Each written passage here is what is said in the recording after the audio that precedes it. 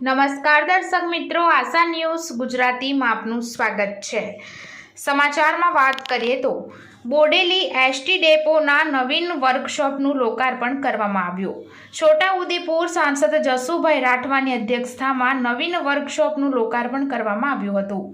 ₹4 કરોડ ને 60 લાખના ખર્ચે નવીન એસટી ડેપોનું વર્કશોપ બનાવવામાં આવ્યું છે। કાર્યક્રમમાં પ્રવચન દરમિયાન સંખેડાના ધારાસભ્ય દ્વારા જણાવવામાં આવ્યું હતું કે બોડેલી ખાતે વિકાસના કામો ભાજપ સરકારના હસ્તે જ કરવામાં આવ્યા છે। રોડ રસ્તા જેવા અનેક કામો ભાજપ સરકાર દ્વારા કરવામાં આવ્યા છે અને તેને લાવવા માટે સ્થાનિક આગેવાનોનો સિફાળો છે।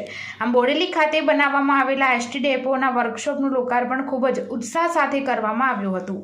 આ પ્રસંગે છોટાઉદેપુરના સાંસદ, સંખેડાના ધારાસભ્ય, છોટાઉદેપુરના ધારાસભ્ય, જિલ્લા પંચાયતના પ્રમુખ, બોડેલી મામલતદાર, બીજેપી જિલ્લા પ્રમુખ, તાલુકા પંચાયતના પ્રમુખ, શિક્ષણ સમિતિના ચેરમેન સહિત અન્ય મહાનુભાવો ઉપસ્થિત રહ્યા અને આ કાર્યક્રમને સફળ બનાવ્યો હતો।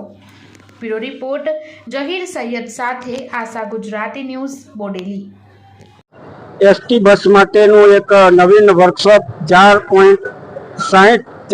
કરોડ 60 લાખના ખર્ચે બનાવવામાં આવ્યું અને એ સરસ મજાનું ભવન બન્યું। ત્યારે હું આજના તબક્કે ગુજરાતના માન્ય મુખ્યમંત્રી શ્રી ભૂપેન્દ્રભાઈ પટેલ સાહેબ અને આ વિભાગના વાહન વ્યવહાર વિભાગના માન્ય મંત્રી શ્રી હર્ષભાઈ સંઘવી સાહેબનો ખૂબ ખૂબ આભાર માનું છું।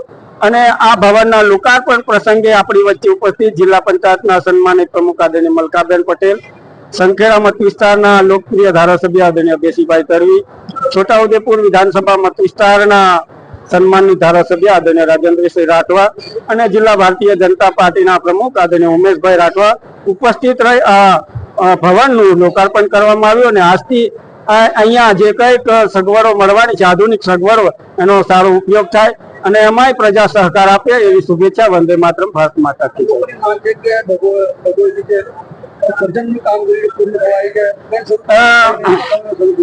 ડભોઈથી કરજણ જે રેલ માર્ગની કામગીરી પૂર્ણ થયેલ છે એના માટે માન્ય રેલ મંત્રી શ્રી અશ્વિની વૈષ્ણવ સાહેબને હું રૂબરૂ મળી અને રજૂઆત કરી અને એના માટે પણ ડીજીને સૂચના આપવામાં આવી છે। ટૂંકા સમયમાં પણ એ રેલ સેવા શરૂ થશે।